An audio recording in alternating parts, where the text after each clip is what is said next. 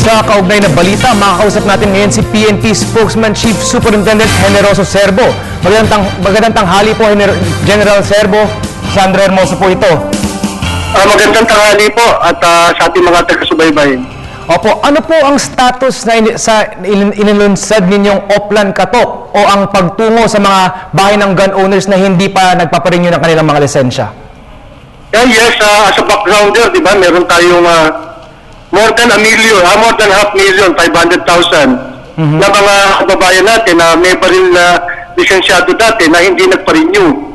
At base nga doon sa ginagawa naming Oplan, meron po tayong Oplan Katok. At literally, pinupuntahan po namin ng bahay-bahay itong mga may-ari po ng mga na may mga unrenewed licenses.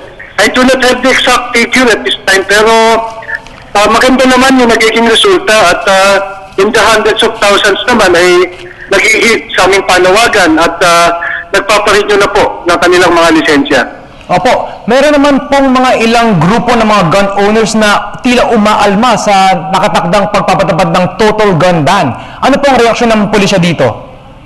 Alam naman namin at naiintindihan, naunawaan kung saan nanggagaling yung kanilang sentimiento tungkol sa gun control at given ito mga state of incidents lately. Ang PNP naman po bilang law enforcement agency, kami naman ay respeto at kami naman po ay i-implement natin kung ano man po batas.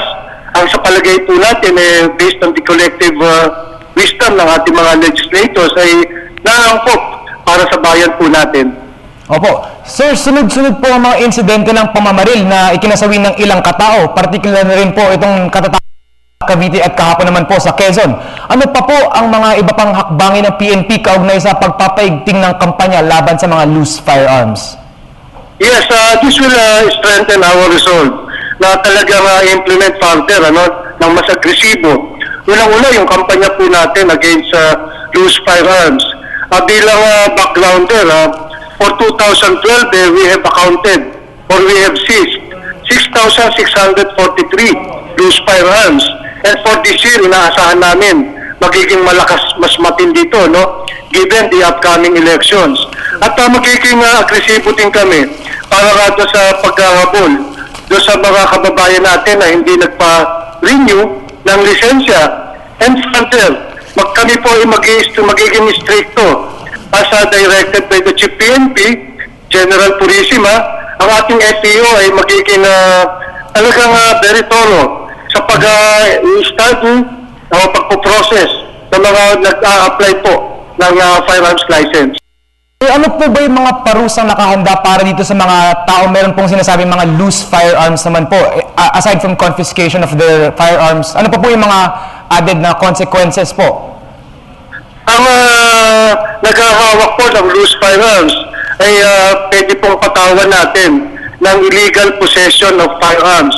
At base po sa ating revised penal code, pwede po silang makulong mula 6 hanggang 12 taon. Sir, may iba naman po tayo ng usapan. Dahil naman po papalapit na rin po ang araw ng Pista ng Nazareno, kamusta naman po ang mga inilatag na seguridad ng pulisya sa inaasahang pagdagsa ng milyong-milyong deboto ng Nazareno?